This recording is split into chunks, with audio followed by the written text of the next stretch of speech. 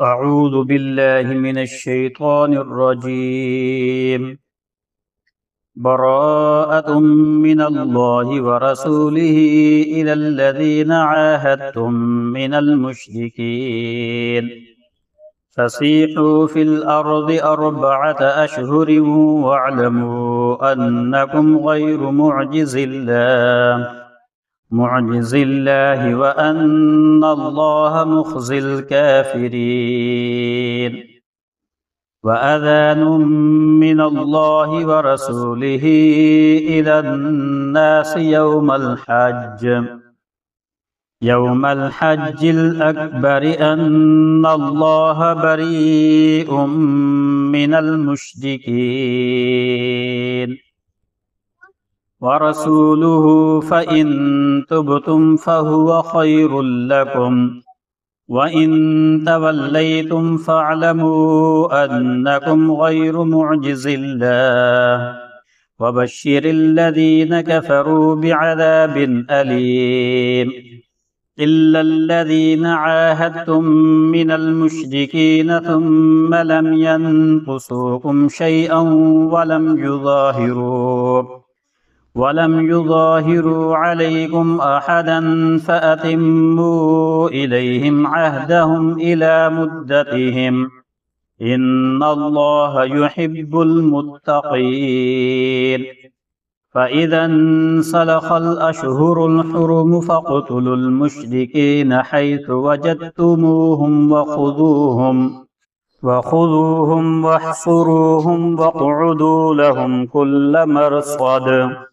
فإن تابوا وأقاموا الصلاة وآتوا الزكاة فخلوا سبيلهم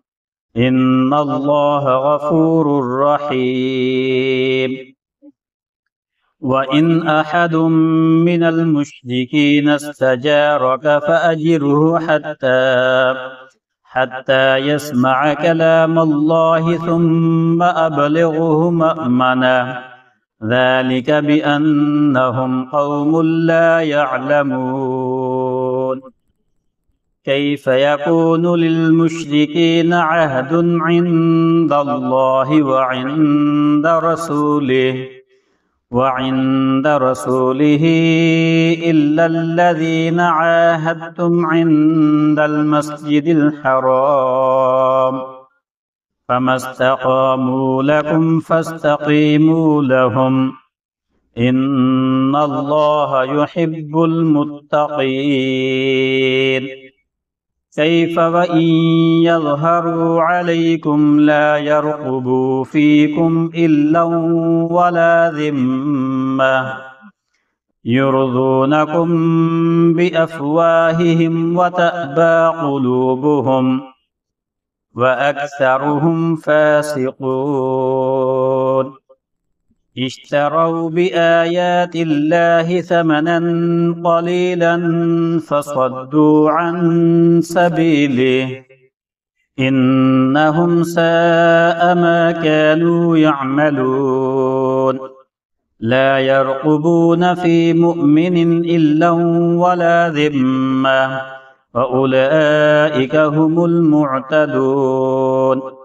فإن تابوا وأقاموا الصلاة وآتوا الزكاة فإخوانكم في الدين ونفصل الآيات لقوم يعلمون. وإن نكثوا أيمانهم من بعد عهدهم وطعنوا في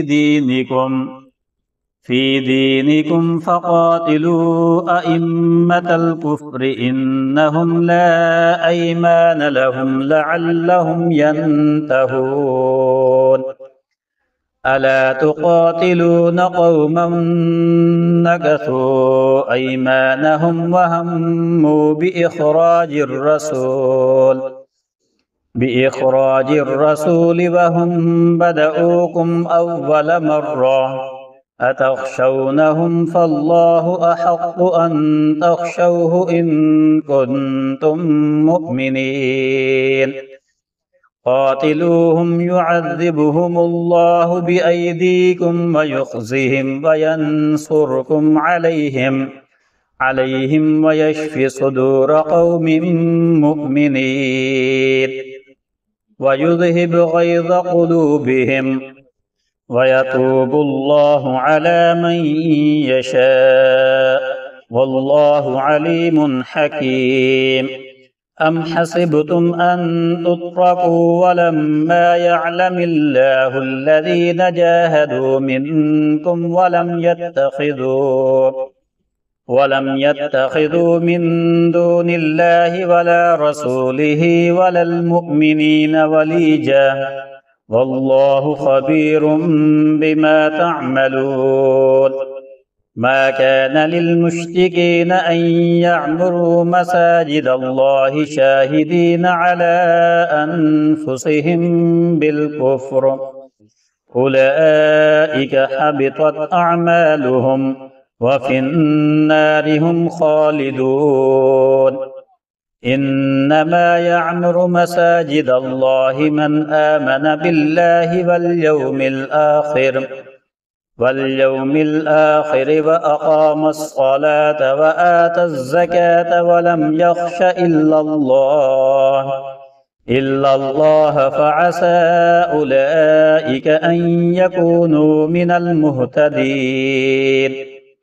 أجعلتم سقاية الحاج وعمارة المسجد الحرام كمن آمن بالله واليوم الآخر وجاهد في سبيل الله لا يستوون عند الله والله لا يهدي القوم الظالمين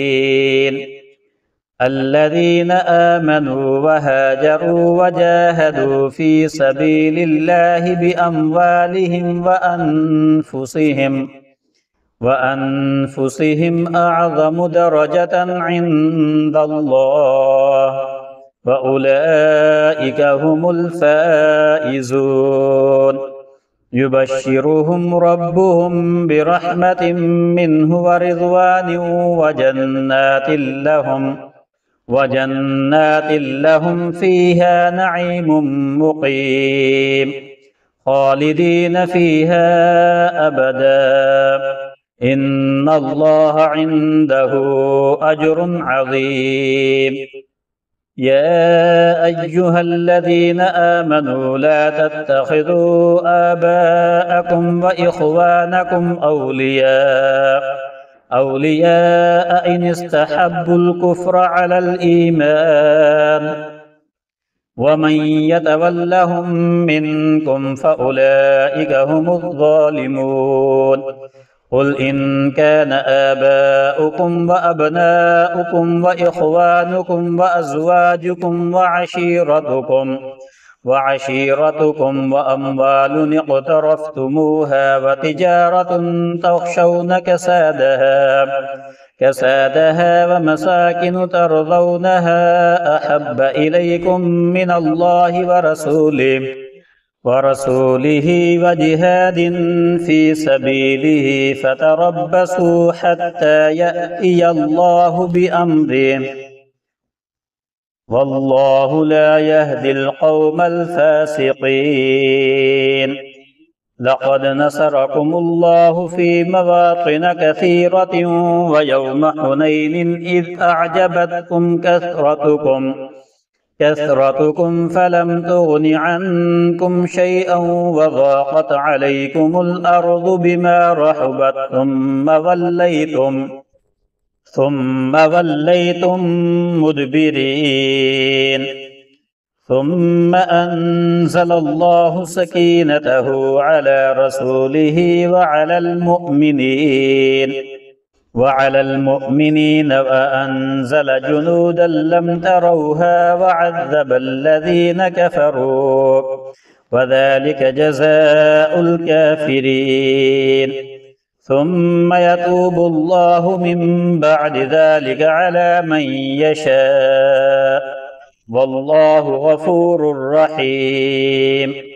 يا أيها الذين آمنوا إنما المشركون نجس فلا يقربوا المسجد فلا يقربوا المسجد الحرام بعد عامهم هذا. وإن خفتم عيلة فسوف يغنيكم الله من فضله إن شاء، إن الله عليم حكيم. قاتلوا الذين لا يؤمنون بالله ولا باليوم الآخر ولا يحرمون ما حرم الله ورسوله ولا يدينون دين الحق من الذين أوتوا الكتاب حتى يعطوا الجزية عن يد وهم صاغرون. وقالت اليهود عزير ابن الله وقالت النصارى المسيح ابن الله، ذلك قولهم بأفواههم يضاهئون قول الذين كفروا من قبل قاتلهم الله أنى يؤفكون. اتخذوا أحبارهم ورهبانهم أربابا من دون الله والمسيح ابن مريم وما أمروا إلا ليعبدوا إلها واحدا لا إله إلا هو سبحانه عما يشركون. يريدون أن يطفئوا نور الله بأفواههم ويأبى الله إلا أن يتم نوره ولو كره الكافرون. هو الذي أرسل رسوله بالهدى ودين الحق ليظهره على الدين كله ولو كره المشركون. يا أيها الذين آمنوا إن كثيرا من الأحبار والرهبان ليأكلون أموال الناس بالباطل ويصدون عن سبيل الله، والذين يكنزون الذهب والفضة ولا ينفقونها في سبيل الله فبشرهم بعذاب أليم يوم يحمى عليها في نار جهنم فتكوى بها جباههم وجنوبهم وظهورهم هذا ما كنزتم لأنفسكم فذوقوا ما كنتم تكنزون. إن عدة الشهور عند الله 12 شهرا في كتاب الله يوم خلق السماوات والأرض منها 4 حرم ذلك الدين القيم فلا تظلموا فيهن أنفسكم وقاتلوا المشركين كافة كما يقاتلونكم كافة واعلموا أن الله مع المتقين. إنما النسيء زيادة في الكفر يضل به الذين كفروا يحلونه عاما ويحرمونه عاما ليواطئوا عدة ما حرم الله فيحلوا ما حرم الله. زجن لهم سوء أعمالهم والله لا يهدي القوم الكافرين. يا أيها الذين آمنوا ما لكم إذا قيل لكم انفروا في سبيل الله اثاقلتم إلى الأرض أرضيتم بالحياة الدنيا من الآخرة فما متاع الحياة الدنيا في الآخرة إلا قليل. إلا تنفروا يعذبكم عذابا أليما ويستبدل قوما غيركم ولا تضروه شيئا والله على كل شيء قدير. إلا تنصروه فقد نصره الله إذ أخرجه الذين كفروا كفروا ثاني اثنين إذ هما في الغار إذ يقول لصاحبه لا تحزن إن الله معنا فأنزل الله سكينته عليه وأيده بجنود لم تروها وجعل كلمة الذين كفروا السفلى وكلمة الله هي العليا والله عزيز حكيم انفروا خفافا وثقالا وجاهدوا بأموالكم وأنفسكم في سبيل الله ذلكم خير لكم إن كنتم تعلمون لو كان عرضا قريبا وسفرا قاصدا لاتبعوك ولكن بعدت عليهم الشقة وسيحلفون بالله لو استطعنا لخرجنا معكم يهلكون أنفسهم والله يعلم إنهم لكاذبون عفى الله عنك لم أذنت لهم حتى يتبين لك الذين صدقوا وتعلم الكاذبين لا يستأذنك الذين يؤمنون بالله واليوم الآخر أن يجاهدوا بأموالهم وأنفسهم والله عليم بالمتقين إنما يستأذنك الذين لا يؤمنون بالله واليوم الآخر وارتابت قلوبهم فهم في ريبهم يترددون ولو أرادوا الخروج لأعدوا له عدة ولكن كره الله بعاثهم فثبتهم وقيل اقعدوا مع القاعدين لو خرجوا فيكم ما زادوكم إلا خبالا ولأوضعوا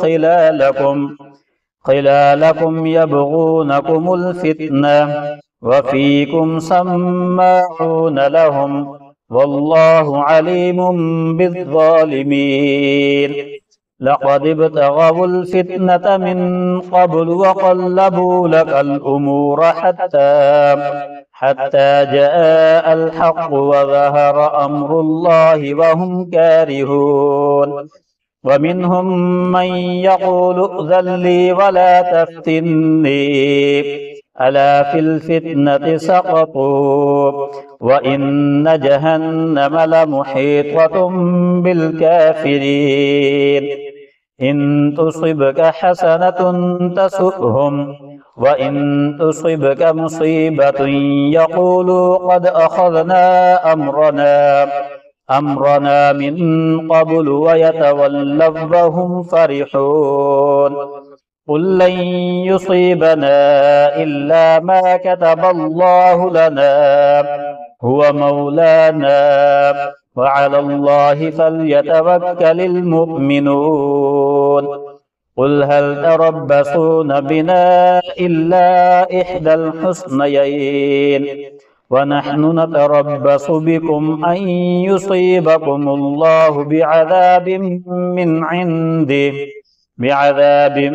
من عنده أو بأيدينا فتربصوا إنا معكم متربصون قل أنفقوا طوعا أو كرها لن يتقبل منكم إنكم كنتم قوما فاسقين وما منعهم أن تقبل منهم نفقاتهم إلا أنهم كفروا بالله وبرسوله ولا يأتون الصلاة إلا وهم كسالى ولا ينفقون إلا وهم كارهون فلا تعجبك أموالهم ولا أولادهم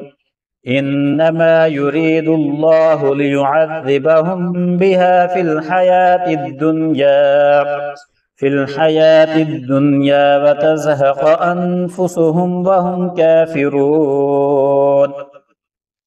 ويحلفون بالله إنهم لمنكم وما هم منكم ولكنهم قوم يفرقون لو يجدون ملجأ أو مغارات أو مدخلا لولوا إليه وهم يجمحون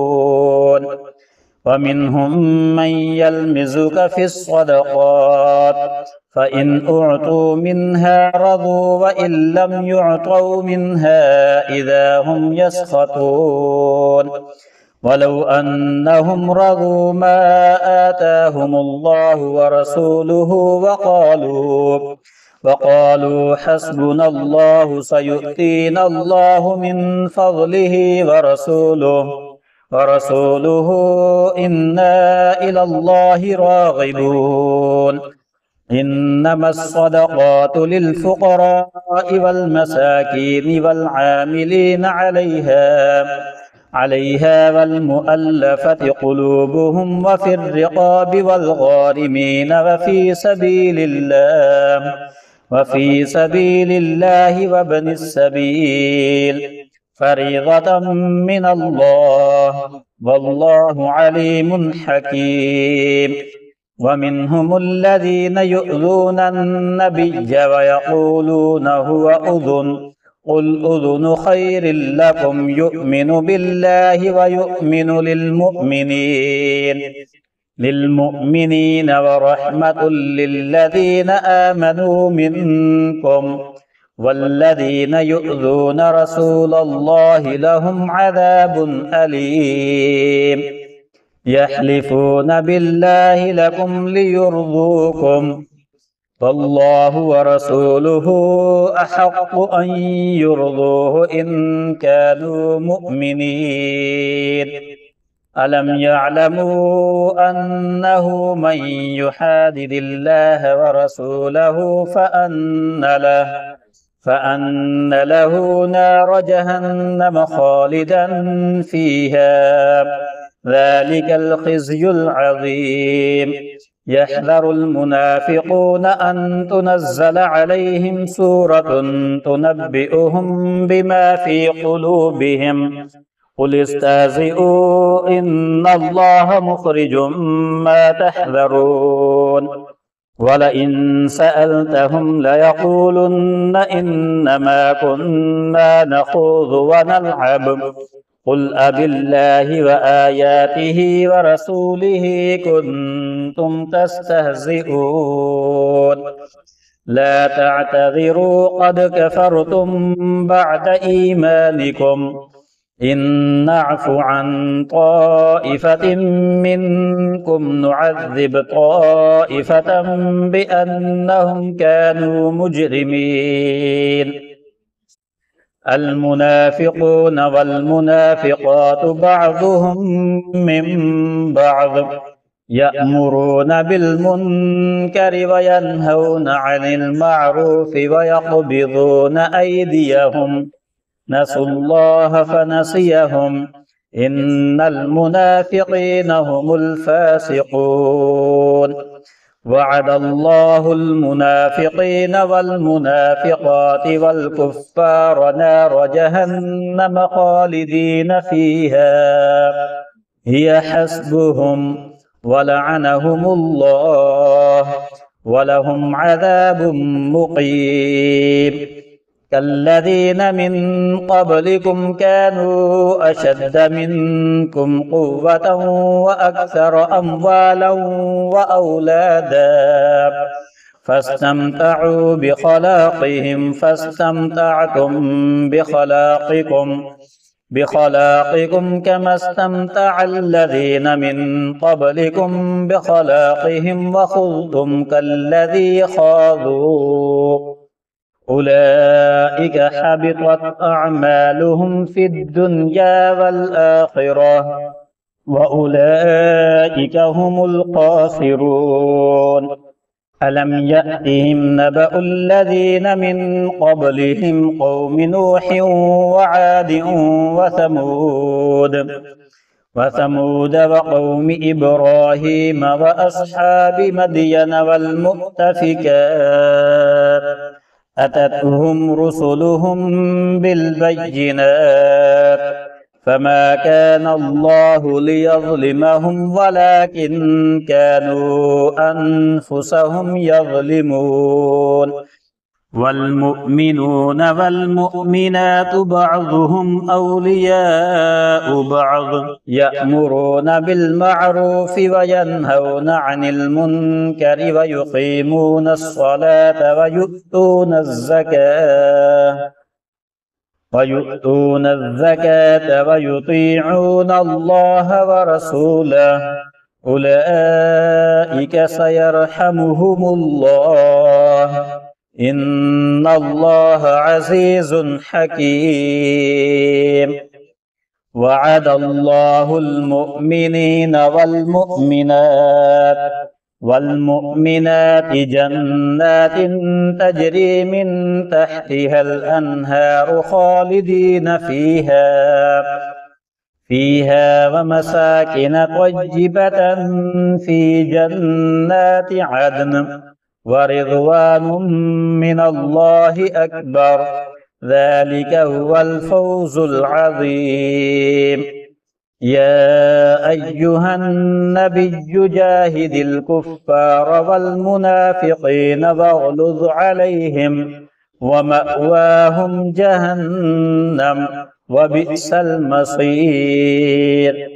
يحلفون بالله ما قالوا ولقد قالوا كلمة الكفر وكفروا بعد إسلامهم وهموا بما لم ينالوا وما نقموا إلا أن أغناهم الله ورسوله من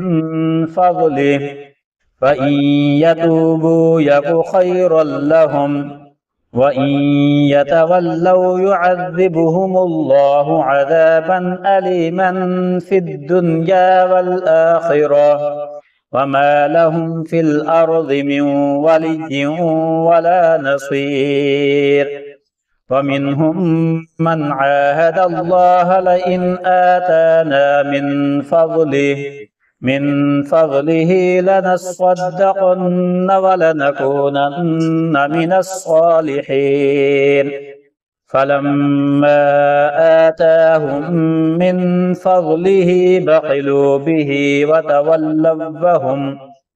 وتولوا وهم معرضون فأعقبهم نفاقا في قلوبهم إلى يوم يلقونه بما أخلفوا الله ما وعدوه وبما كانوا يكذبون ألم يعلموا أن الله يعلم سرهم ونجواهم وأن الله علام الغيوب الذين يلمزون المتطوعين من المؤمنين في الصدقات والذين لا يجدون إلا جهدهم فيسخرون منهم سخر الله منهم ولهم عذاب أليم استغفر لهم أو لا تستغفر لهم إن تستغفر لهم 70 مرة فلن يغفر الله لهم ذلك بأنهم كفروا بالله ورسوله والله لا يهدي القوم الفاسقين فرح المخلفون بمقعدهم خلاف رسول الله وكرهوا أن يجاهدوا بأموالهم وأنفسهم في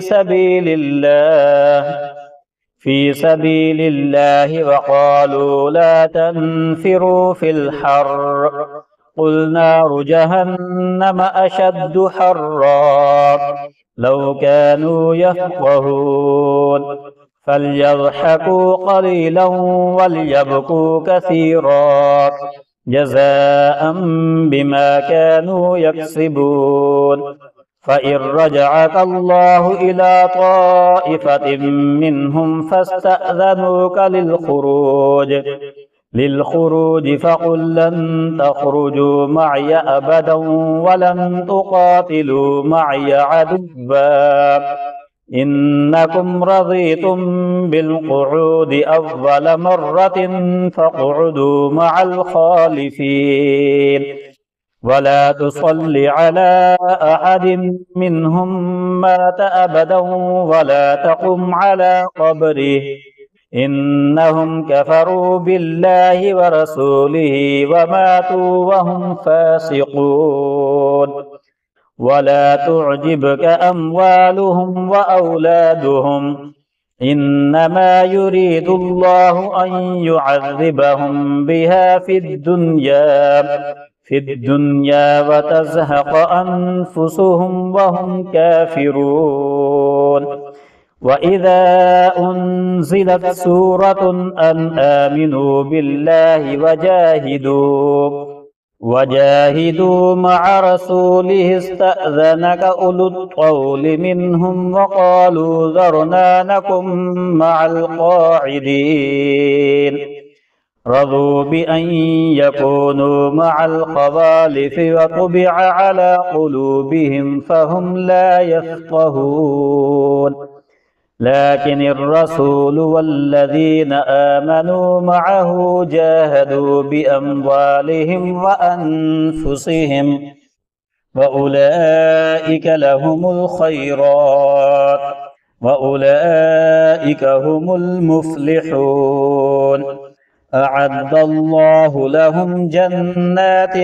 تجري من تحتها الأنهار خالدين فيها ذلك الفوز العظيم. وجاء المعذرون من الأعراب ليؤذن لهم وقعد الذين كذبوا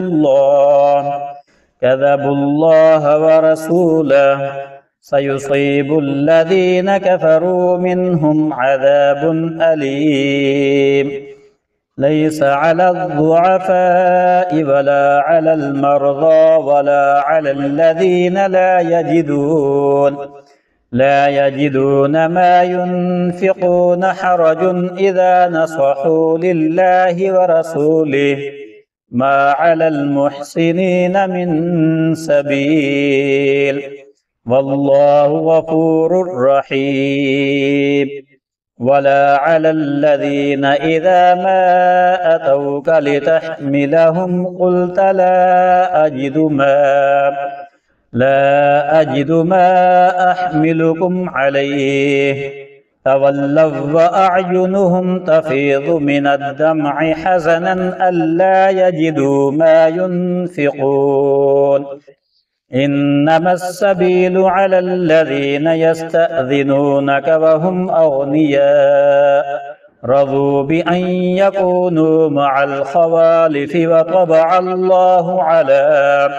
على قلوبهم فهم لا يعلمون. يعتذرون إليكم إذا رجعتم إليهم قل لا تعتذروا لن نؤمن لكم قد نبأنا الله من أخباركم وسيرى الله عملكم ورسوله ثم تردون إلى عالم الغيب والشهادة فينبئكم بما كنتم تعملون. سيحلفون بالله لكم إذا انقلبتم إليهم لتعرضوا عنهم فأعرضوا عنهم إنهم رجس ومأواهم جهنم جزاء بما كانوا يكسبون. يحلفون لكم لترضوا عنهم فإن ترضوا عنهم فإن الله لا يرضى عن القوم الفاسقين. الأعراب أشد كفرا ونفاقا وأجدر ألا يعلموا حدود ما أنزل الله على رسوله والله عليم حكيم. ومن الأعراب من يتخذ ما ينفق مغرما ويتربص بكم الدوائر عليهم دائرة السوء والله سميع عليم. ومن الأعراب من يؤمن بالله واليوم الآخر ويتخذ ما ينفق قربات عند الله وصلوات الرسول ألا إنها قربة لهم سيدخلهم الله في رحمته إن الله غفور رحيم. والسابقون الأولون من المهاجرين والأنصار والذين اتبعوهم بإحسان رضي الله عنهم ورضوا عنه وأعد لهم جنات تجري تحتها الأنهار خالدين فيها أبدا ذلك الفوز العظيم. وممن حولكم من الأعراب منافقون ومن أهل المدينة مردوا على النفاق لا تعلمهم نحن نعلمهم سنعذبهم مرتين ثم يردون إلى عذاب عظيم. وآخرون اعترفوا بذنوبهم خلطوا عملا صالحا وآخر سيئا عسى الله أن يتوب عليهم إن الله غفور رحيم. خذ من أموالهم صدقة تطهرهم وتزكيهم بها وصل عليهم إن صلاتك سكن لهم والله سميع عليم. ألم يعلموا أن الله هو يقبل التوبة عن عباده ويأخذ الصدقات وأن الله هو التواب الرحيم. فقل اعملوا فسيرى الله عملكم ورسوله والمؤمنون وستردون إلى عالم الغيب والشهادة فينبئكم بما كنتم تعملون. وآخرون مرجون لأمر الله إما يعذبهم وإما يتوب عليهم والله عليم حكيم. والذين اتخذوا مسجدا ضرارا وكفرا وتفريقا بين المؤمنين وإرصادا لمن حارب الله ورسوله من قبل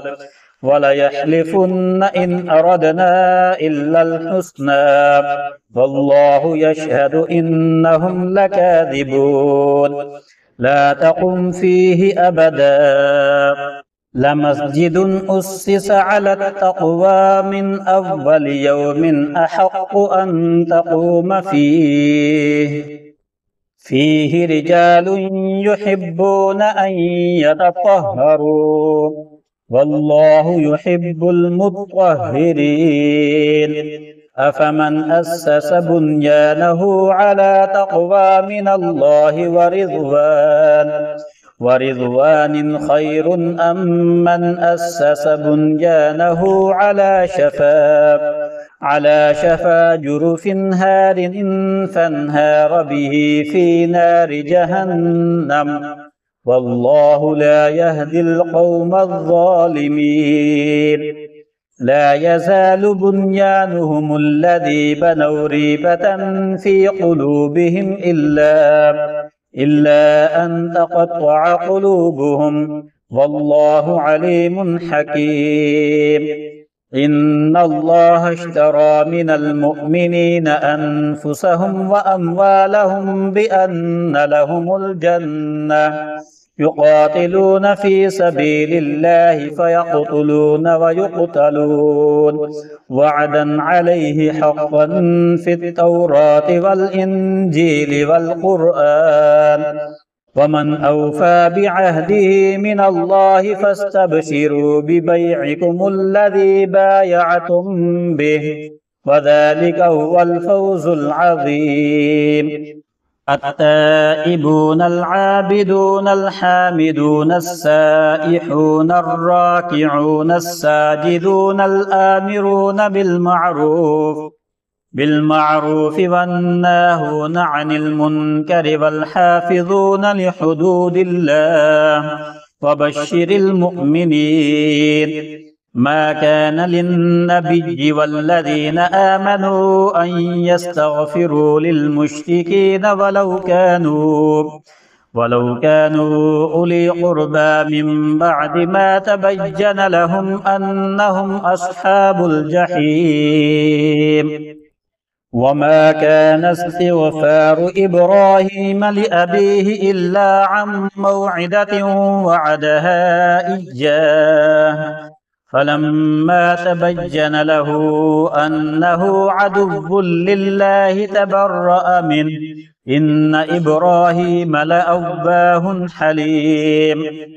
وما كان الله ليضل قوما بعد إذ هداهم حتى يبين لهم ما يتقون إن الله بكل شيء عليم. إن الله له ملك السماوات والأرض يحيي ويميت وما لكم من دون الله من ولي ولا نصير. لقد تاب الله على النبي والمهاجرين والأنصار الذين اتبعوه في ساعة العسرة من بعد ما كاد يزيغ قلوب فريق منهم ثم تاب عليهم إنه بهم رءوف رحيم. وعلى الثلاثة الذين خلفوا حتى إذا ضاقت عليهم الأرض بما رحبت وضاقت عليهم أنفسهم وظنوا أن لا ملجأ من الله إلا إليه ثم تاب عليهم ليتوبوا إن الله هو التواب الرحيم. يا أيها الذين آمنوا اتقوا الله وكونوا مع الصادقين. ما كان لأهل المدينة ومن حولهم من الأعراب أن يتخلفوا عن رسول الله ولا يرغبوا بأنفسهم عن نفسه ذلك بأنهم لا يصيبهم ظمأ ولا نصب ولا مخمصة في سبيل الله ولا يطؤون موطئا يغيظ الكفار ولا ينالون من عدو نيلا إلا كتب لهم به عمل صالح إن الله لا يضيع أجر المحسنين. ولا ينفقون نفقة صغيرة ولا كبيرة ولا يقطعون واديا إلا كتب لهم ليجزيهم الله أحسن ما كانوا يعملون. وما كان المؤمنون لينفروا كافة فلولا نفر من كل فرقة منهم طائفة ليتفقهوا في الدين ولينذروا قومهم إذا رجعوا إليهم لعلهم يحذرون. يا أيها الذين آمنوا قاتلوا الذين يلونكم من الكفار وليجدوا فيكم غلظة واعلموا أن الله مع المتقين. وإذا ما أنزلت سورة فمنهم من يقول أيكم زادته هذه إيمانا فأما الذين آمنوا فزادتهم إيمانا وهم يستبشرون وأما الذين في قلوبهم مرض فزادتهم رجسا إلى رجسهم وماتوا وهم كافرون. أولا يرون أنهم يفتنون في كل عام مرة أو مرتين ثم لا يتوبون ولا هم يذكرون. وإذا ما أنزلت سورة نظر بعضهم إلى بعض هل يراكم من أحد ثم انصرفوا صرف الله قلوبهم بأنهم قوم لا يفقهون. لقد جاءكم رسول من أنفسكم عزيز عليه ما عنتم حريص عليكم بالمؤمنين رؤوف رحيم. فإن تولوا فقل حسبي الله لا إله إلا هو عليه توكلت وهو رب العرش العظيم.